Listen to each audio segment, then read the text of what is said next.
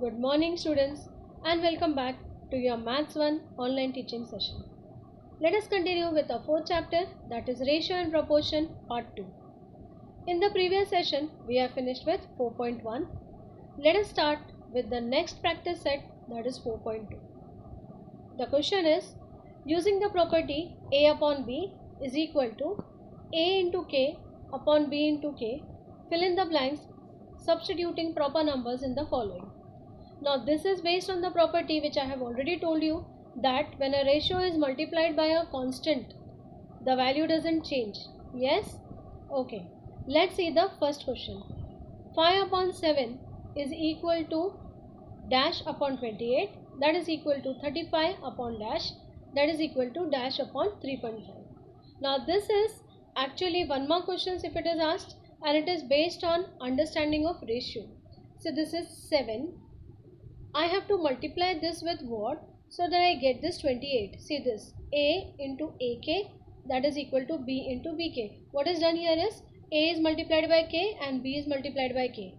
Yes, same thing. I have to search here with what I should multiply this 7 so that I get this 28. As easy as 4. 7 fours will give me 28. If denominator is multiplied, I have to multiply the numerator also. So 5 fours will be 20. So I have got my first answer, that it should be 20. I hope you are understanding it. This is what is used here, the property that when a constant is multiplied numerator and denominator both, then the value of the fraction doesn't change. It remains constant. Okay. So now look at the next one also. This is 35. So with what I will multiply this? 7. 5 sevens are 35. So obviously this also is to be multiplied by 7. 7 sevens are 49 should be the next answer here. These were easy ones, 28 and 35. They were multiples of 5 and 7. But what if a number is 3.5? Now when you have such numbers which is not, you should understand actually directly also 7 divided by 3.5. What is the number that you get? Since this is 3.5, so I will write 0.7. 5 is 35. So I get it as 0.5. So what is the constant with what I should multiply this 7? It should be, for the last one, it should be 0.5. I hope you are understanding this. If this is multiplied with 0.5, what I get is 3.5. Same way, this also is to be multiplied with 0.5. What will I get here? 5 5 is 25. And since it is one digit point, this will be 2.5. So I have worked out all the three sums for you here. I hope you are understanding. Property used is this, that when a ratio is multiplied by a constant, we can get the remaining values of the ratios. Okay. Now see this, how to write. You have to start always with the ratio where you know both the values, 5 upon 7. See, 5 upon 7, 5 upon 7. You have to start with that and think with what it should be multiplied in order to get this 28 or 35. See this working I have shown here. It is 20 and here it is 49. Okay. So two parts I have explained to you, and this is the way you will write in the exam also. Last part is about point. That also I have shown you the division, that 7 into 0.5 will give you 3.5. Same way 5 into 0.5 will give you 2.5. I hope all these three steps are clear to you. Yes. And then what is left is the final answer. In the boxes what you will write? 20, 49 and 2.5. This is actually an activity based question. If it is asked all the three, it can be asked for 3 marks. Okay. Let us move to the next question. It is also based on the same concept. The only thing is, instead of giving you directly, there are many places where point are involved. Method remains same. For example, see this. In order to get this 42, with what I should multiply this? 3. If you know the table of 14. 14 3s is 42. Same way, 9 3s is 27. So automatically I have got the first answer here, that it should be 27. Problem is here when it is point. Correct? That is also not difficult. You just need to divide 9 and this 4.5. 4.5 by 9. What it will be? 0.5. 9 5 is 45. Correct? So what is the constant? 0.5. Same way here. I have to multiply. Okay. And get 3.5. 14 I should multiply with what to get that 3.5? So I will divide it. Okay. Now let's see how it can be written. See. First one I have shown you, it is 0.5. So 9 into 0.5 is nothing but 4.5. Similarly, Multiply 14 also with 0.5, you will get answer as 7. Actually it is 70, but since it is 1 digit decimal point, it will become 7.0. That is nothing but 7. Correct? Same way, the next two. As I have told you, 14 3s is 42. So in same way, 9 3s is 27. This also, I hope you know how to divide. Yes. What is to be divided? 3.5 is to be divided by 14. Okay. See, this cannot be divided, so it will be 0 point. Yes, so 0. So 3 and 5 point will go up. So 2s are 28. Then 35. Here will come 2. 15 minus 8. How much? 7. One more 0 here. Right? And 14 5s are is 70. So it gets divided here. Answer is 0.25. This way you can divide and find out this constant. Orally it might be difficult in this case to find out. You can very well divide it like this. I have shown you the division and get the constant value. Okay. So all the values we have got. Final answer has to be written like this. Put in those in boxes and write the final answer. I hope this is clear. It is based on the concept that A upon B is equal to A into K upon B into K. Right? Okay. Then comes the next question. Find the ratios of question number 2. See the first one. The ratio of radius to the circumference of the circle. Now suppose I take the radius as r. Do you know the formula for circumference of the circle? Yes, you should know it. What is it? It is 2 pi r. Okay. I need to find out the ratio of it. What will happen? This r and r will get cancelled. Nothing is here means 1 is there. Is 2. What is left here? 2 pi. This should be the final answer. I hope you're understanding. This sums can be done if you know the formulas, the way of writing. This is the way how you have to write. Let the radius of the circle be r. Then its circumference will be 2 pi r. Correct? Find the ratio of it. R upon 2 pi r. So that r and r will get cancelled. Final answer will be 1 upon 2 pi. I hope you have understood it. Yes? Okay. Let us move to the next question. The next question is also based on formulas only. The ratio of circumference of a circle, circumference. Radius is r. You don't have to find the ratio with the radius. Radius is given r. What ratio you have to find is circumference of the circle to its area. Circumference of the circle to its area. Do you know what is the formula for circumference? If the radius is r, what is the formula? 2 pi r. Correct? And what is the radius? Pi r area, pi r square. I hope you know these two formulas, basic formulas of circle. Circumference is 2 pi r and area is pi r square. What can be cancelled? Pi and pi from here, 1 r from here, 1 r from here. What is left this side is 2 and what is left this side is 1 r. So the final answer will be 2 is 2 r. I hope you have understood all the steps. Yes? Okay. Now let's see how it has to be written. Let the radius of the circle be r. It is given it is r. Even if you don't write this word let, it is okay. Circumference is 2 pi r. Area is pi r square. So taking the ratio this way, pi and pi is getting cancelled.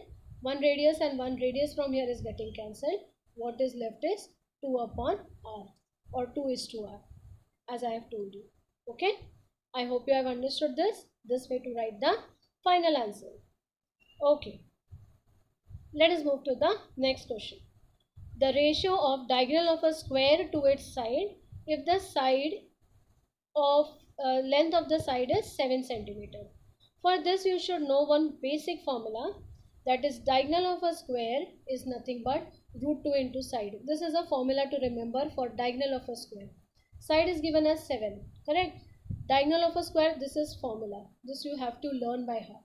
Unless and until you know this formula, you might find it difficult to solve this sum. Okay. So root 2 into side. Root 2 into side is what? 7. So what do I get diagonal? Diagonal I get it as 7 root 2. Okay. I hope you are understanding it. Yes. See the next step. So root 2 into 7, that is 7 root 2. Now I need to find the ratio of diagonal towards side. So 7 root 2 is the diagonal and 7 is the side. 7 and 7 can be cancelled. What is left is root 2. Nothing is there means upon 1. So this can be written as root 2 is to 1. I hope it is clear. Cancellation. Yes. See, this is the final answer. The ratio of diagonal of a square to its side is root 2 is to 1. These are hardly 1 mark question if they are asked in the exam. Okay. So write it fast. Please try to complete your notebook as well. You can pause the video and complete it. Do not leave it that I will write it afterwards. Please keep the books complete. Okay. Next sum. Next sum is the length of sides of a rectangle are 5 cm and 3.5 cm. Find the ratio of numbers denoting its perimeter and area. Why this is written? This word is missing in the textbook. It's a correction. You write it. Why it is written as numbers? I hope you know that perimeter unit is centimeter and area unit is centimeter square. For things to be taken, if I want ratio, the quantity should be in the same unit. Perimeter and area are not in the same unit. So I'm just going to consider the numbers. I'm not going to consider its unit. Okay. Next important thing in this sum. I hope you know what is perimeter of a rectangle. What it is? 2 into length plus breadth. This is nothing but perimeter. What is area of rectangle? Area is, yes, length into breadth. If you know these two formulas, you should be able to solve the sums. Okay, so these are the two basic formulas to remember for this sum. So let's see. Length of a rectangle is 5 cm. Breadth of a rectangle is 3.5 cm. Perimeter is nothing but 2 into L plus B. Substitute the values. 2 into 5 plus 3.5, that is 8.5.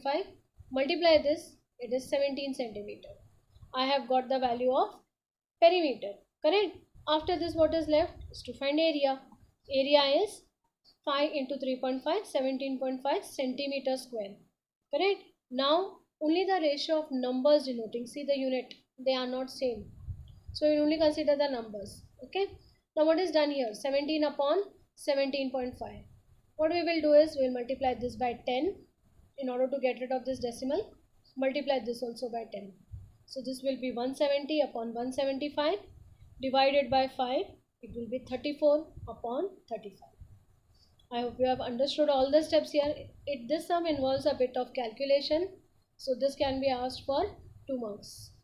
This is a 2 marks question. Okay, make a note of it. So what should be the final answer? Ratio of numbers denoting perimeter to the area of a rectangle is nothing but 34 is to 35. Right? Okay. Let us move to the next question. See, a quadrilateral ABCD is a parallelogram. The ratio of angle A to angle B of this parallelogram is 5 is to 4. Find the measure of angle B.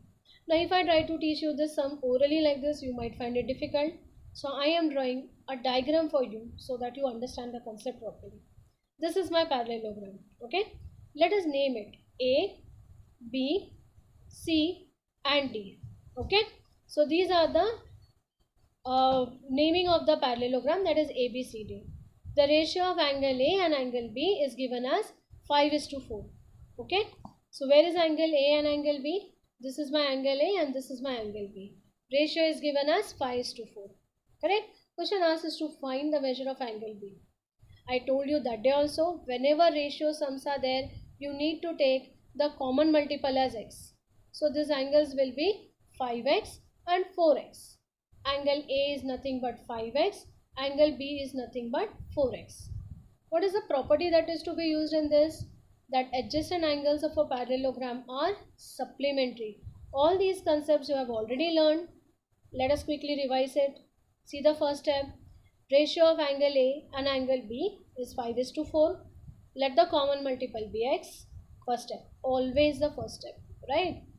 Now angle A is denoted by this number. So angle A will be 5 into x, 5x. Angle B will be 4 into x, 4x. Correct? That will be my next step. After this, angle A and angle B are adjacent angles, so they should be supplementary. So 5x plus 4x should be 180. I hope you know 5 and 4 is 9x. 180 divided by 9. 180 divided by 9 is 20. So this is x, the common multiple. Question asked is angle B. What is angle B? Just look here.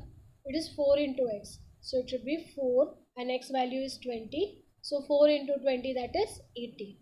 In exam I can change this, find angle A. How will you do that? Angle A is what? 5x. So it should be what? 5 into 20, that is 100 degrees. That should be what? Angle A. I hope you are understanding it. Yes? So this is the way we can work it out, and measure of angle B is equal to 80 degrees should be the final answer. I hope all the steps are clear. This sum is again a 2-mark question. Okay? I hope you are writing it. Draw the figure also so that the concept is clear to you. Yes? Okay. Let us move to the next question. The next question is this. The ratio of present ages of Albert and Salim is 5:9. Before I read further, what should be my first step? Present ages ratio is given as 5:9. Let the common multiple be x. Therefore, Albert's age will be what? See, this is corresponding to 5. 5x. Salim's age will be what? Corresponding to 9. So 9x. This is my initial steps. 5 years hence. Hence means what? Plus. Okay. So today if he is 5x, 5 years hence means he will be 5x plus 5. Today he is 9x. 5 years hence means he will be 9x plus 5. Correct? The ratio of their ages is 3:5. It means that the ratio of these two ages is nothing but 3:5. This way the equation can be framed in this way.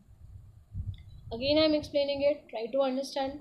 The first step is let the ratio of present ages is given as 5:9. Let the common multiple be x. Correct? So the present age of Albert will be 5x and that of Salim will be 9x. After this, 5 years hence. Hence I told you plus. Correct? Albert's age will be 5x plus 5. Salim's age will be 9x plus 5. Correct? After this, what is given? After 5 years, the ratio is 3:5. It means their ratio, the ratio of these two should be equated to 3/5. This way, the equation will be framed in this way. According to the given condition, 5 years hence the ratio is given as 3:5.